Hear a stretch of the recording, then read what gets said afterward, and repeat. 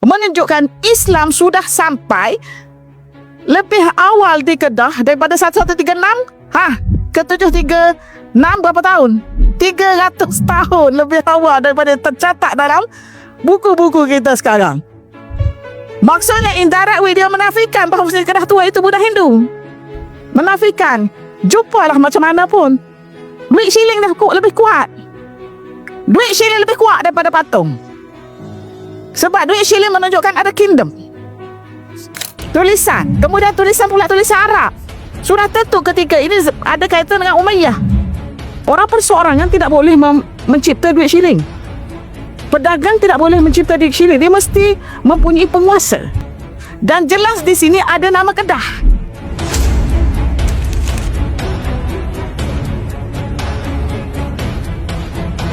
Bersama dengan saya ini ada banyak duit-duit shilling purba milik Malay Kingdom.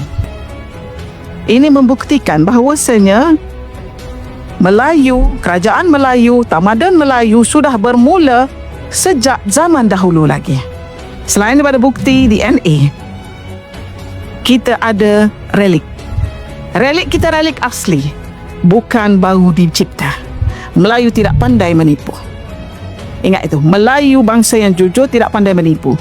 Jadi apa yang ada depan kita ini ialah sudah dianalisa. Okey, saya bermula dengan duit yang saya sebut di dalam video saya sebelum ini tentang duit belanja Kedah Darul Aman berusia 118 Hijrah. Ketika dalam video itu saya tidak tunjuk materialnya, kerana kita sebut pun spontaneous dalam tajuk yang lain. Ya. Jadi hari ini ia ada di depan mata saya bersama dengan orang yang menyimpannya. Cik Wan datang ke program kita semata-mata untuk ini sebenarnya. Ya, Cik Wan. Kalau kita nampak di sini ialah ditulis ya, ini Kedah Belanja Negeri Kedah. Negeri Kedah. Belanja Negeri Kedah. Dia baca kat tu. Belanja Negeri Kedah. Khat Arab ni dia ada berbagai-bagai jenis tulisan. Tak silap saya kufi. Untuk pengetahuan tuan-tuan dan puan-puan, di dalam tulisan untuk mata wang ini biasa mereka tulis kufi. Di negara Arab, Abbas zaman sahabat Abbasid, Umayyad, mereka menggunakan tulisan kufi. Okey, saya baca dekat sini yang tercatat ya, belanja Kedah Darul Aman tahun 736 Masihi bersamaan dengan 118. Dia ada dua keping yang bertarikh 118 Hijrah ini. Jadi tulisannya 118, bukan 1180. Siapa yang baca kosong kat belakang tu, dia adalah pemisah. Kiri kanan ada tu. Ini adalah dibuat daripada timah. Jadi maksudnya tuan-tuan dan puan-puan, secara tak langsung dia sudah terbatal. Datai mengatakan Raja Muzaffar Shah telah memeluk Islam pada 1136. Itu pentingnya bukti duit, sebab bukti duit menunjukkan dia sudah ada sebuah kingdom, sudah ada sebuah kerajaan yang berdaulat. Kenapa sudah ada duit shilling? Orang perseorangan tidak boleh mencipta duit shilling. Pedagang tidak boleh mencipta duit shilling. Dia mesti mempunyai penguasa. Dan jelas di sini ada nama Kedah. 736 ni tuan-tuan dan puan-puan ialah zaman kerajaan Umayyah. Dia ialah sesudah dua pemerintahan Khalifah Umar Abdul Aziz. Khalifah Umar Abdul Aziz pemerintahan 717 sehingga 720. Pemerintahan Sultan Khalifah Umar Abdul Aziz ia sekitar 3 tahun sahaja, ataupun ada yang kata 2 tahun 5 bulan sahaja. Ya. Jadi sesudah baginda ada 2 khalifah baru sampai ke 736 ini. Maksudnya ia di zaman kerajaan Umayyah. Justru kerajaan Kedah sudah mempunyai hubungan dengan pihak kerajaan Umayyah. Ini bukan Abbasiyah ini.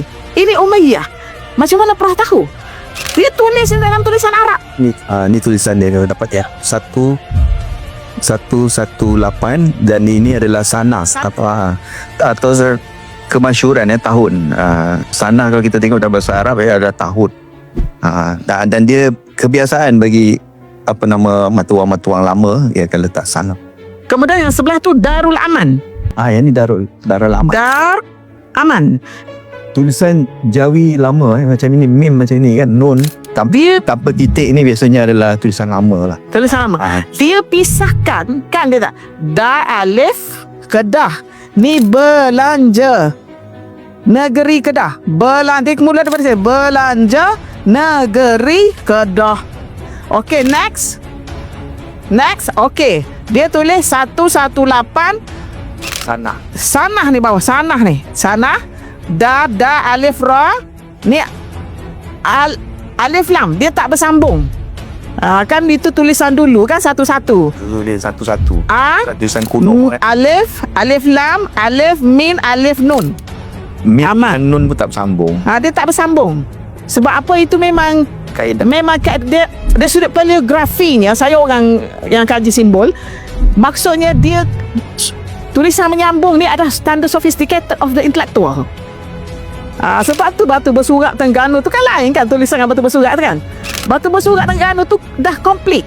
Ada sin 3 gigi. Ni tak ada sin, tak ada 3 gigi. Lepas tu alif lam, lepas tu ada hamzah. 1303. Logik lah ini. 736. Dari sudut evolusi simbol.